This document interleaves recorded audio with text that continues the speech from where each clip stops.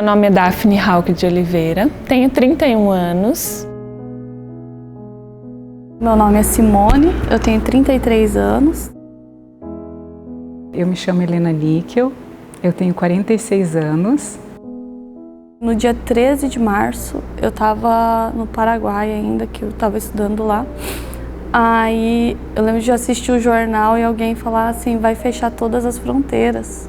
E eu falei, não, acho que é brincadeira. 2 dias depois fechou a fronteira, não se entrava nem saía mais.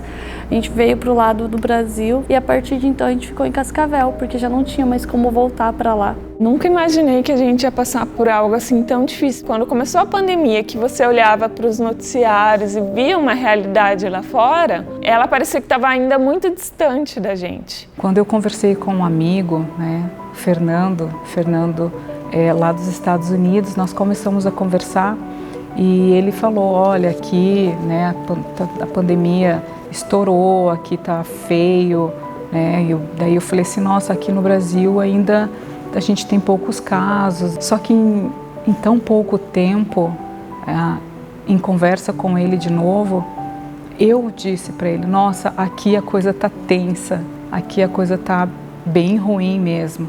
Não começou de uma forma tão brusca, então a gente não sentiu tanto. O que a gente foi sentir foi lá por junho, julho, que começou a piorar a pandemia e aí todo mundo entrou meio em pânico, assim, falou, meu Deus, tá piorando. Para mim foi um choque, porque eu não imaginei que iria chegar nessa imensidão. A gente imaginava assim, a gente vai ser igual a H1N1, vai dar alguns meses, vão descobrir uma vacina, uma cura e vai estar todo mundo bem e vai acabar isso. Como eu trabalho tanto em Cascavel quanto em Toledo, desde que começou a pandemia eu comecei a atender Covid também. Os 2 lugares onde eu atendia viraram só atendimento Covid. Eu acordo 7 horas, aí eu entro no banco de sangue 7h30 e saio às 4h30 da tarde, com o horário de intervalo do almoço. Mas quando eu estou no pronto atendimento, que nossa escala é 12/60, então eu entro às 7 da noite e saio às 7 da manhã do outro dia. Saindo às 7 da manhã, eu acabo voltando daí para o banco de sangue nos dias de semana. Geralmente plantão nosso aqui é 12 horas, depois eu chego em casa, aí as crianças estão esperando, também estão ansiosos para ver a gente, E aí tem que ajudar com as atividades do colégio, também em casa, enfim, e cuidar deles, então a gente tenta dividir esse tempo aí com eles também. Meu filho fala assim que depois que eu assumi, a pasta da vigilância em saúde, eu não tenho mais vida própria, Porque realmente quando eu chego no meu trabalho eu esqueço, que eu tenho uma casa, que eu tenho filho. Moramos eu, meu marido e meus 2 filhos. Eu sentia muito medo em ir para o plantão e trazer alguma coisa para casa. Eu ia, por mais que a gente colocasse a máscara, colocasse a N95, colocasse a shield face, colocasse o gorro, mais a roupa privativa, aí mais o capote por cima, aí mesmo luvas, lavagem das mãos constante, eu sentia muito medo de levar uma contaminação para casa. Tem dias que você chega em casa e você só quer dormir, você quer chegar em casa, tomar um banho e dormir. Mas assim, a gente sabe que eles precisam da gente, então realmente, mesmo você estando exausto, às vezes foi um dia cansado, não só da parte física, mas psicológica, às vezes aconteceu muita coisa no trabalho, então você quer descansar. Mas eles estão a todo vapor, animado, e não tem jeito, tem que dar atenção para eles. Então eu fiquei por um bom tempo deixando meus filhos junto com os meus pais, para não correr o risco deles pegarem de mim e passarem para eles. Quando a gente faz a parte da fiscalização com relação às AIFOS, que é com a Polícia Militar, com a Polícia Civil, com a Receita e com o Conselho Tutelar e a Vigilância sanitária, essa até é mais assim tranquila, porque a gente vai mais para ver a parte documental, e a parte sanitária. Mas quando a gente vai fazer assim a parte da fiscalização com relação à quebra de isolamento, uma mãe me ligou outro dia, uma mãe chorando, Doutora Helena, minha filha com 20 anos, ela está em isolamento e ela quebrou o isolamento porque ela queria beber uma com as amigas, uma conveniência. E ela denunciou a filha, imediatamente eu pedi para que uma viatura da Polícia Militar me acompanhasse. Fomos na conveniência e a moça estava lá. Ela pegou uma circular. Ela estava na conveniência com 3 amigas. Tinha dito para as amigas que o exame dela tinha dado negativo. Mas ela pode passar para a mãe dela. O que mais me marcou é a nossa sensação, muitas vezes, de impotência, de você ver o que está acontecendo e você não conseguir mudar. Então, assim, muitas vezes a gente sabe tudo o que está acontecendo, vários pacientes se contaminando, muitos deles se agravando, indo para a UTI, e você ficar impotente sem ter o que fazer, sem saber o que fazer, porque mesmo que você dá o seu melhor e você faz tudo para que mude, para que tenta fazer alguma diferença, você sabe que não é suficiente. Então isso é uma coisa assim que marcou muito. E nesse momento que a gente vê que a gente muitas vezes se torna impotente ali, que a gente não consegue mudar a realidade, e mesmo que você queira, que muitas vezes aquele paciente jovem que você vê que está agravando, está indo para a UTI e de repente vai a óbito, e você quer que ele mude, você não consegue às vezes mudar a realidade dele, né? E isso pra gente é uma coisa muito difícil, porque a gente não quer isso, né? Então, essas mortes de pessoas jovens, não só os jovens, os idosos também, mas pessoas que a gente não queria que tivesse ali e que de repente a gente sabia que podia ter uma outra realidade e não teve por causa da pandemia. O que mais me marcou, acho que foi uma família que recentemente a gente atendeu ali no Mini, que, assim, só de pensar já quase choro, gente. Foi marcante porque foi a família inteira, foi pai, mãe e filho.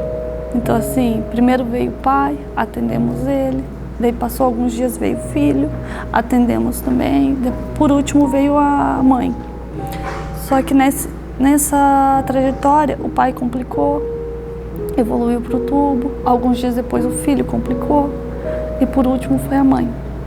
Que a mãe acabou assim sendo entubada sem saber que os outros 2 estavam ali entubados também, na mesma unidade. Que no momento da intubação dela, ela olhou para mim e falou assim: "Você é católica?" Eu respondi que era. Daí ela falou assim: "Eu espero que meu marido e meu filho estejam bem, que eu não vejo eles há muitos dias, né?" Ela pediu assim: "Você pode fazer uma oração comigo?" Eu lembro de pegar na mão dela, orar com ela, pedir a Deus para que tudo saísse bem também. E alguns dias após, o pai faleceu, 5 dias depois, o filho faleceu. E agora, a gente não teve eu pelo menos não tive notícias, né? Mas eu espero que a mãe assim esteja bem, depois que ela foi transferida. Infelizmente, a gente meio que perdeu esse vínculo para saber se ela ficou bem ou não, mas é algo muito marcante pra gente. E o que me preocupa é que as pessoas acham que é só mais um. Não, não é só mais um. Não é só mais um. É um pai de família que está ali. É uma pessoa que a família inteira dependia daquela pessoa que está ali. É um momento muito crítico, muito difícil. E quando a gente vê um paciente após o outro morrendo, indo a óbito, evoluindo mal, isso choca muita gente. E daí a gente chega em casa e se fala: "Nossa, será que eu vou querer trabalhar amanhã? Porque eu já não quero mais ver isso. Eu não quero que pessoas morram, eu não quero que..." E ao mesmo tempo você não pode mudar. Você fala: "Não, mas eu tenho que ir." Por quê? Porque se eu não for, vai ainda piorar. De repente, os colegas chegam num momento de exaustão, que você vê que todo mundo está cansado, todo mundo está dando o seu melhor e ao mesmo tempo não está sendo o suficiente. Agora, com a pandemia, a gente se sente esgotada. Para dizer bem a verdade, acho que é esse o termo, acho que todo mundo tem em mente, porque você sai de lá, você não tem um psicológico igual antes de tudo isso acontecer. Antes a gente saía com aquela visão de dever cumprido, que foi tudo, correu bem, que todo mundo se salvou e que o plantão foi ótimo. Tentamos fazer de tudo e às vezes não dá. Você conversa com o paciente, às vezes de manhã, e de tarde ele acaba evoluindo para o tubo e à noite você está preparando o corpo dele. Existe muito medo, desde o começo dessa pandemia existiu muito medo. Se vai passar para um familiar, se vai passar para o meu pai, se vai passar para o meu avô, se vai...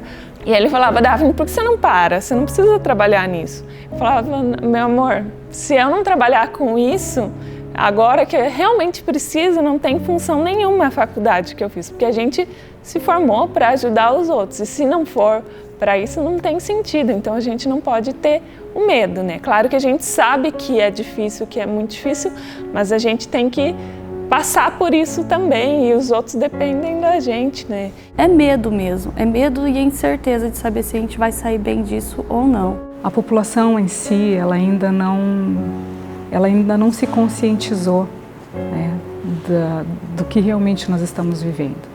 Nós travamos uma guerra contra um inimigo invisível, sabe? E esse inimigo invisível, ele está ceifando a vida das pessoas. Faz todo o atendimento do paciente, a gente coloca ele em isolamento, tudo, e de repente você termina seu plantão, encontra com ele ali na rua, indo no mercado. Por mais que a gente tente fazer o nosso melhor, se a população não se ajudar também não tem como. A UESP, né, ela me liga e fala, Helena, eu preciso, você tem sacos para nos emprestar? Precisamos de sacos, né? Sacos para colocar as pessoas que vieram a óbito devido à Covid-19. É uma realidade nunca vista, né? Esses tempos atrás a gente estava com 18, 19 pacientes entubados num pronto atendimento, coisa que a gente não viu em nenhum momento até hoje da história, assim, tantos pacientes ao mesmo tempo. Então não tinha imaginado mesmo que ia acontecer isso. São pessoas que tiveram seus planos cortados pela metade. Que as pessoas só vão se conscientizar quando fechar o saquinho preto for o seu pai, a sua mãe, o seu irmão.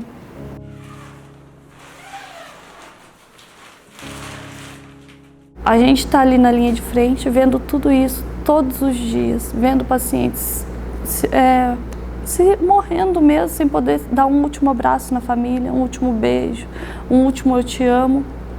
E são assim, pacientes que são jovens, têm uma vida inteira pela frente. Então nós temos que nos cuidar, né? Álcool em gel, distanciamento, né? Lavar as mãos, o uso de máscara. Nós estamos lidando com pessoas, nós estamos lidando com gente, com ser humano. Mas eu acredito em Deus e minha esperança maior é nele, na verdade, né? Eu creio que mesmo com tudo que está se passando, ele está sempre à frente e ele vai cuidar de tudo, né? Eu acho que a hora que você vê um paciente, assim, os que você atendeu desde o início ou até após, né, assim, você vê que eles estão saindo bem, que eles vêm ali para te agradecer. Teve um caso agora da nossa paciente que saiu recentemente ali do Mini, mas que ela passou por todo o período ali com a gente, desde o período que ela estava estável, aí complicou, foi para o tubo, foi extubada ali com a gente e finalmente assim foi de alta. Eu acho que essa daí é o período mais gratificante. Ver a família ali junto com eles, todo mundo agradecendo e é uma alegria, né? Como se fosse a vitória deles, mas a vitória também é nossa. Quando o teu paciente, você vê que ele melhora, assim, chega a dar um alívio, assim, sabe? E isso não tem preço, assim, porque você sabe que é uma vida ali que, graças a Deus, foi poupada, né? E, enfim, né? Muitos pacientes, inclusive, esses dias uma paciente foi estubada e saiu lá no próprio mini hospital, né? E a alegria dela, assim, dela saindo, assim, é contagiante. Acho que todo mundo chora só de lembrar, assim, sabe? Muito bom.